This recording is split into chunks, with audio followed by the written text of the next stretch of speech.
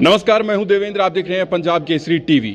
Federation of private school ने आज press conference की है। सरकार से कुछ नाराजगी है, कुछ मामलों को लेकर क्या कुछ मुद्दे हैं, आइए बात करते हैं। कुलभूषण शर्मा प्रदेश अध्यक्ष मेरे साथ हैं। सर, आज आपने प्रेस कॉन्फ्रेंस की है, क्या कुछ आपके खास मुद्दे थे? देखिए, हमारे 3 मुद्दे थे। एक तो 8वीं की परीक्षा को लेकर हमारा मुद्दा था कि हरियाणा बोर्ड दूसरे बोर्ड के बच्चों की भी जो परीक्षा लेना चाहता है, इससे हमने ये स्पष्ट कहा है कि आज तक तो प्राइवेट स्कूलों तक जो है वो भेदभाव की नीति चल रही थी।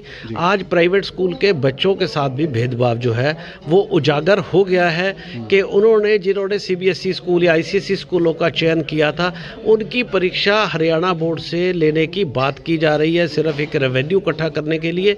तो इससे एक हमारी मांग है कि सरकार इसको तुरंत प्रभाव से वापस ले और बच्चों की चॉइस के साथ खिलवाड़ करने की कोशिश ना करे। उन्होंने जिस बोर्ड का चयन किया है और जिस प्रकार से पूरे देश में प्रक्रिया चल रही थी उसको चलने दे, और अगर असेसमेंट की कोई बात करनी है तो नई शिक्षा नीति के अनुरूप पहले स्टेट स्कूल स्टैंडर्ड अथॉरिटी का गठन करे, फिर उसके बाद उचित सभी प्राइवेट स्कूलों के रिप्रेजेंटेशंस को प्रतिनिधित्व देते हुए रिप्रेजेंटेटिव्स को फिर जो है आगे कैसे असेसमेंट किया जाए उसके लिए एक प्लानिंग की जाए, ना कि आनंद फानंद में 20-30 दिन में ऐसे फैसले ले लिए जाएं जिससे जो है जनता जो है सहमत ना हो, शिक्षक सहमत ना हो। तो ये सरकार के लिए उचित नहीं है। दूसरा, हमने कहा है कि हमारी जो राशि है वो 1500 करोड़ से भी ऊपर 134A की बन चुकी है। 7-8 साल से हमें पैसे नहीं मिल रहे। हमारे साथियों का तो ये भी दबाव आ रहा है कि हमें ब्याज की भी मांग करनी चाहिए।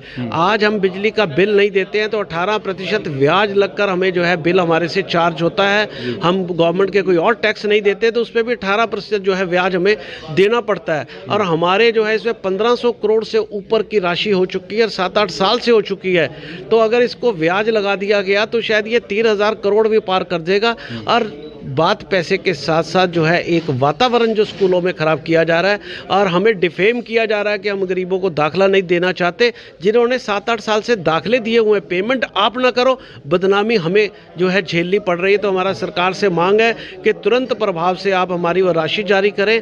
हमने केंद्र सरकार को भी इसको लिख कर दे दिया है। कोर्टों में हमारे और केस हैं और हम इसको लेकर और क्लेम भी हाई कोर्ट में फाइल करेंगे। तो इस मामले का तुरंत सरकार निवारण करे। और तीसरा, एक इलेक्शन मैनिफेस्टो में केंद्र भाजपा ने ये कहा था कि जब हमारी सरकार आएगी तो नियमों का सरलीकरण कर सभी को मान्यता प्रदान की जाएगी और परमिशन और अस्थायी मान्यता प्राप्त स्कूलों को भी मान्यता प्रदान की जाएगी।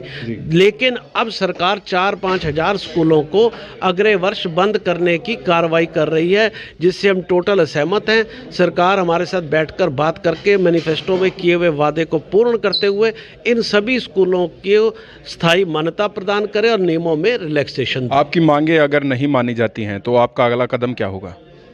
देखिए, अभी तक तो स्कूल संचालकों के साथ झगड़ा था, अब इसमें अभिभावक और बच्चे भी शामिल सरकार ने अपनी नीति के साथ कर दिए हैं। अगर सरकार नहीं मानी तो हम अभिभावक और बच्चों को साथ लेकर सड़कों पर उतरेंगे। अपने स्कूलों में पढ़ने वाले बच्चों के भविष्य को हम बर्बाद नहीं होने देंगे। प्रदेश के बच्चों के साथ, उनके भविष्य के साथ खिलवाड़ किसी भी कीमत पर नहीं होने देंगे। हम अपने स्कूल्स में पीटीएम्स बुलाकर, मीटिंग्स बुलाकर एक अभिभावक को जागरूक करेंगे कि उनके बच्चों के भविष्य के साथ खिलवाड़ हो रहा है। इसलिए हम सरकार से मांग करते हैं कि तुरंत प्रभाव से इस बोर्ड के फैसले को सरकार तुरंत वापस ले। आपने हरियाणा विद्यालय शिक्षा बोर्ड की स्वायत्तता पर भी सवाल उठाए। क्या दिक्कत आप मानते हैं बोर्ड के साथ? देखिए, पीछे हमने समाचार पत्रों में खुद पढ़ा जिसमें बोर्ड के अधिकारियों का ये बयान था कि अगर सरकार नहीं चाहेगी तो हम परीक्षा नहीं लेंगे जी। इसका मतलब स्वायत्तता का तो प्रश्न ही नहीं है।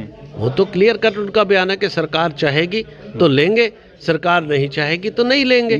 तो फिर इंडिपेंडेंट वाला तो कोई मसला नज़र आता ही नहीं है।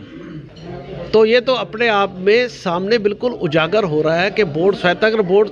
और दूसरा, मैं एक बात आपके माध्यम से और कहना चाहता हूँ कि अगर हरियाणा बोर्ड इतना बढ़िया था, हम नहीं कहते कि हरियाणा बोर्ड बढ़िया नहीं है, तो माननीय मुख्यमंत्री जी ने अपने 136 स्कूलों को जो है सीबीएसई में क्यों ट्रांसफ़र किया? उनको तुरंत प्रभाव से उनको वापस हरियाणा बोर्ड में लाना चाहिए।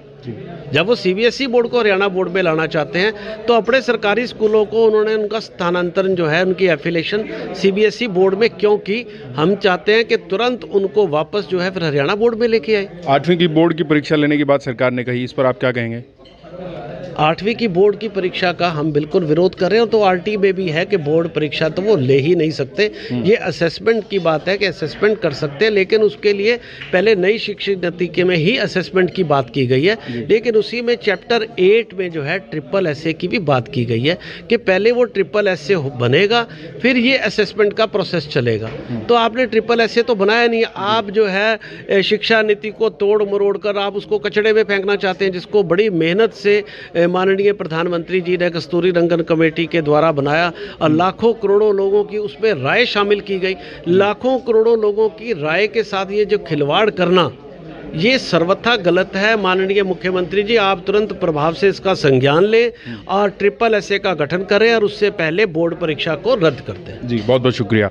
कुलभूषण शर्मा मेरे साथ थे, federation of private school Haryana के अध्यक्ष, और कई मांगों को लेकर आज उन्होंने प्रेस कॉन्फ्रेंस की है। मीडिया के माध्यम से सरकार तक अपनी बात पहुंचाने की कोशिश की। मैं हूं देवेंद्र, देखते रहिए पंजाब केसरी टीवी।